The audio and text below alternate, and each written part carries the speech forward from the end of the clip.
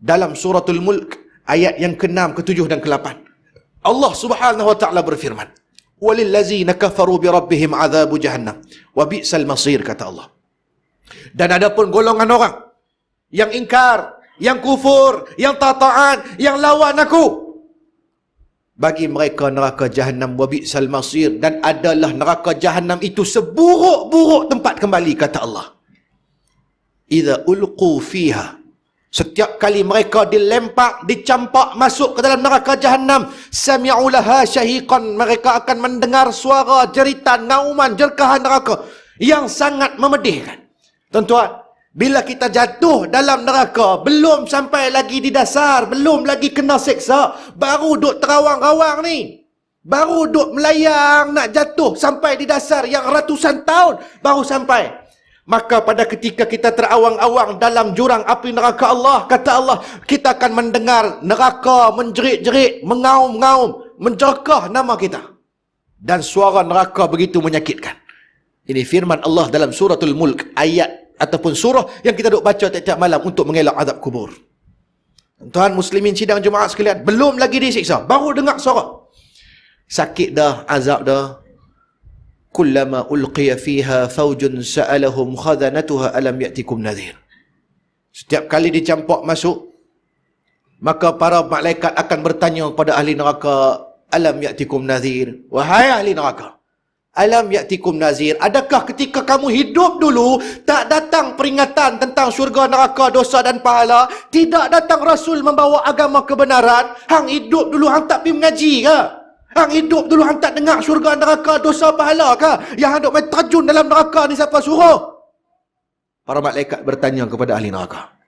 Tuan-tuan, lalu jawab ahli neraka dalam ayat yang ke-9 apabila ditanya oleh para malaikat, qalu bala.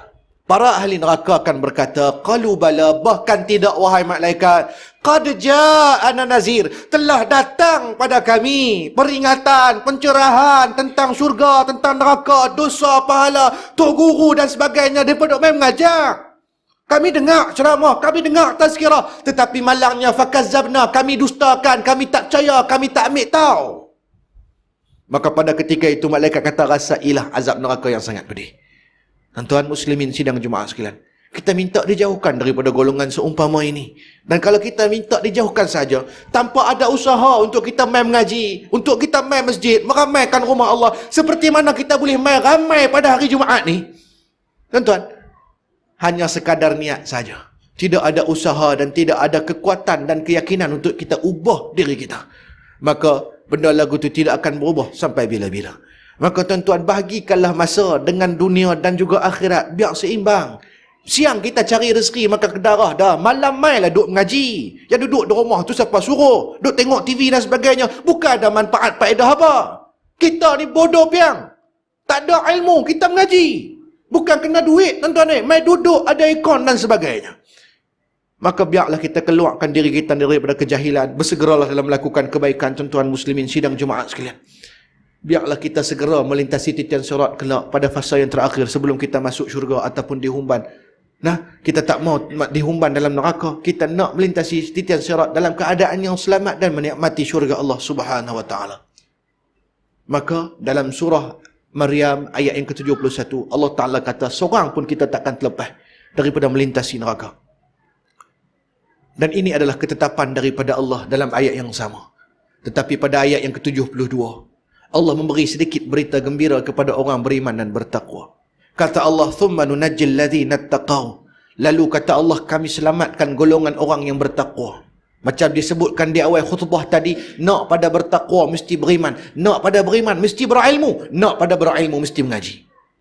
Allah sebut sebagai satu jaminan. Allah Ta'ala kata, kemudian kami selamatkan golongan orang yang bertakwa. Ini jaminan dan garanti daripada Allah. Allah selamatkan golongan orang yang bertakwa. Thumma nunajjil ladzina taqaw wa nadharu adh-dhalimina fiha jisiyah. Dan kami biarkan golongan orang yang zalim, yang lawan kami, puak-puak ni kami biar mereka melutut dalam neraka Allah. Jadi kalau kita nak selamat, pastikan kita bertakwa kepada Allah dengan sebenar-benar takwa, yakni takut dan cuba mendekatkan diri kepada Allah Subhanahu wa taala. Puncanya dengan pengajian ataupun ilmu. Ngajilah tuan-tuan. Tak boleh tiap-tiap malam, seminggu 2-3 kali pun tidak menjadi masalah dah. Mudah-mudahan dengan ilmu dan pengajian yang kita lalui memberi kesedaran untuk kita berubah menjadi hamba Allah yang lebih baik daripada yang sebelum ini. Barakallahu li wa lakum bil Qur'anil azim. Wa nafa'na wa iyyakum bima fihi minal ayati wa dzikril hakim. Wa taqabbala minni wa minkum tilawatah innahu huwas sami'un alim.